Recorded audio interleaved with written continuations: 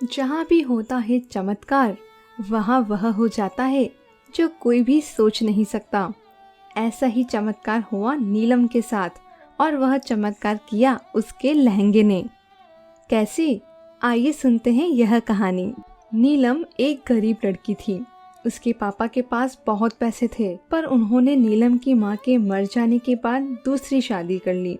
बस तब से नीलम पर बस काम का सारा बोझ आ गया, और अब उसके पापा भी अपनी बेटी पर ध्यान नहीं दिया करते, और सौतेली माँ और बहनें उस पर सिर्फ अत्याचार ही करती थी।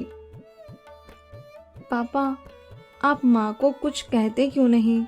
मैं तो आपकी इकलौती सगी बेटी हूँ। वो मुझ पर जुल्म करती है और आप सब कुछ चुपचाप देखते हो। ये सही नहीं है पापा। हो गया तुम्हारा। मैंने तुम्हारी माँ को भी बोला था, और आज तुमसे भी कह रहा हूँ कि मुझे मेरी संतान लड़का चाहिए था, पर किस्मत ने तुमको दे दिया। मैं तुम्हें कभी पसंद नहीं करता था, और ना करता हूँ, और ना ही कभी करूँगा। उनका इतना बोलना होता है, उसी में नीलम की आंखों में आंसू आने लगते हैं।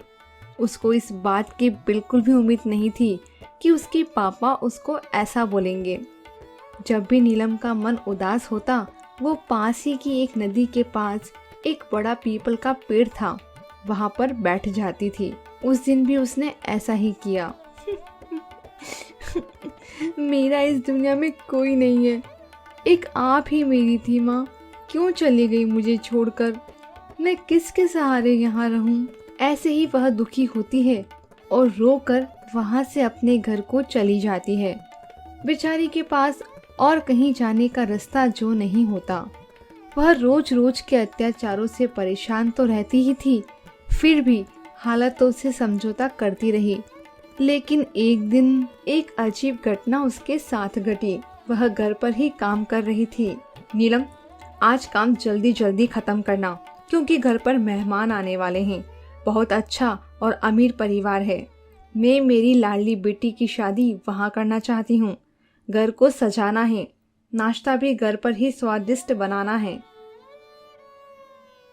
वो हाँ में सर हिला देती है, पर उसको तो घर के कामों से ही थकान हो रही होती है। वो एक जान कहाँ से इतना काम निपटाती। वह काम करते करते ही थक गई और चक्कर खाकर गिर गई। ये लो, थोड़ा आज ज्यादा काम क्या बता दिया, इस मैडम को तो चक्कर आने लगा। सुनो जी, कहीं ले जाकर फेंक आओ इस कचरे को। बस करना कुछ है नहीं, और आज मेहमानों के सामने यह हमारी नाक ही कटवाएगी। मैं तो कहती हूँ इसको नदी के पास छोड़ आओ। आज का दिन मेरी बेटी के लिए बहुत खास है, मैं उसे खराब नहीं होने दे सकती। नीलम का पिता भी अपनी पत्नी की बात मान लेता है और ड्राइवर के साथ नदी तक ले जाता है और वहीं नीलम को छोड़ आता है। नदी के पास का पानी शीतल था, वहाँ ठंडी ठंडी हवा भी चल रही थी। उसी से नीलम को होश आता है। वह चौंक जाती है। ये क्या, मैं यहाँ कैसे आई? मैं तो घर पर थी। पता नहीं क्यों बहुत सर भारी हो रहा है। पानी पी लेती हूँ, मुझे तो भूख भी लगी है। सुबह से कुछ नहीं खाया मैंने।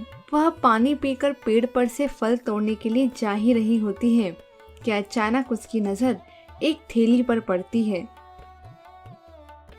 वह जाती है और उसे उठाकर देखती है। उसमें बहुत ही सुंदर लहंगा होता है। आह वाह, ये तो बहुत ही सुंदर है। जरा मैं इसे पहन के तो देखूं। उसको नहीं पता होता कि यह तो चमत्कारी लहंगा है। वह उसको पहन लेती है और पहनते ही बहुत सुंदर लगने लगती है। इस पल में वह जो मांगती है, पल भर में उसके सामने आ जाता है। यह देखकर तो वह बहुत खुश हो जाती है। इसी खुशी के चक्कर में वह अपने घर के लिए निकल जाती है, और उसी वक्त उसके घर पर उसकी बहन के रिश्ते वाले बैठे होते हैं। जैसे ही वह नीलम को उस लहंगे में देखते हैं, वह उसको पसंद कर लेते हैं, और इस तरह से चमत्कारी लहंगा नीलम की किस्मत को और उसके भविष्य को बदल कर रख देता है। उसको अपनी जिंदगी से अब कोई शिकायत नहीं रहती। इतने अमीर घर में उसकी शादी होती है कि अब तो उसकी सौतेली माँ और बहनें भी उससे अच्छा व्यवहार करने लगती है।